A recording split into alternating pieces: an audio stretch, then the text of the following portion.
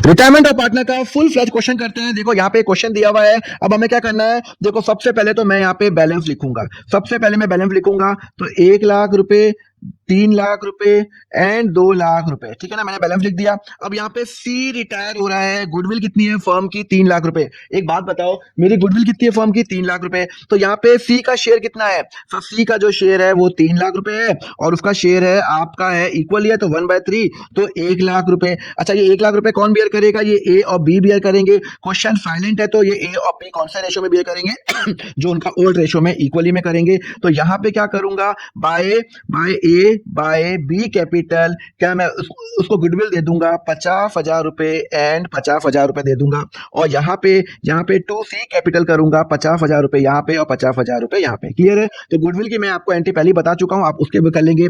Firm की जो goodwill है पहले वो हटा दो। तो जो मेरी फर्म की गुडविल है 9,000, ये तीनों पार्टनर में हटेगी, प्लीज आप ध्यान रखना। तो इक्वल बटेगा 3,000 रुपए एंड 3,000 रुपए। ये फर्म की गुडविल हटा दी, मैंने पार्टनर को गुडविल भी दे दी। उसके बाद क्या होगा, यहाँ पे लिखा हुआ है बिल्डिंग की वैल्यू 6 लाख है, अभी कितनी वैल्यू है? 5 लाख। मतलब मेरी बिल्डिंग की वैल्यू 1,00,000 रुपए बढ़ गई। तो यहाँ पे आ जाएगा बाय बिल्डिंग अकाउंट 1,00,000 रुपए।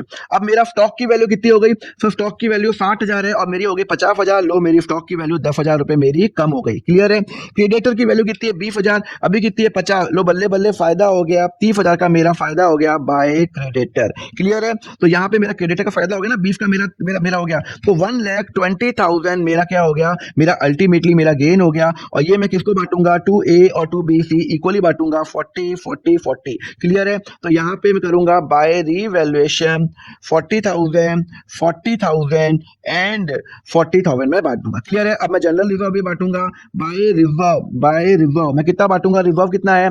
60,000। अब आप सोचोगे फिर मेरी राइटिंग बड़ी खराब है, अरे भैया मुझे 3 मिनट में खत्म करना पड़ता है, इसलिए मुझे फटाफट करना है। तो बाय रिजर्व, तो रिवैल्यूएशन बांट दिया, रिजर्व बांट दिया, ए और बी को मैंने कैपिटल दे दिया। तो फटाफट चेकलिस्ट कर लो, उसका बैलेंस दे दिया, बैलेंस शीट गुडविल हटा दी, हाँ उसको गुडविल दे दी, यहाँ से हटा दी। और जो बैलेंस शीट गुडविल मैंने हटा दी, जो मैंने रिजर्व था वो हटा दिया, यहाँ पे कोई रिजर्व नहीं है। और जो भी मेरा रिवैल्यूएशन का प्रॉफिट था वो मैंने बांट दिया, मेरे सारे हो गए। अब मैं क्या करूंगा, मैं इनका बैलेंस निकालूंगा। 1,00,000 रुपए प्लस 40,000 रुपए प्लस 20,000 माइनस 50,000 माइनस 3,000 रुपए, तो 1,07,000 रुपए।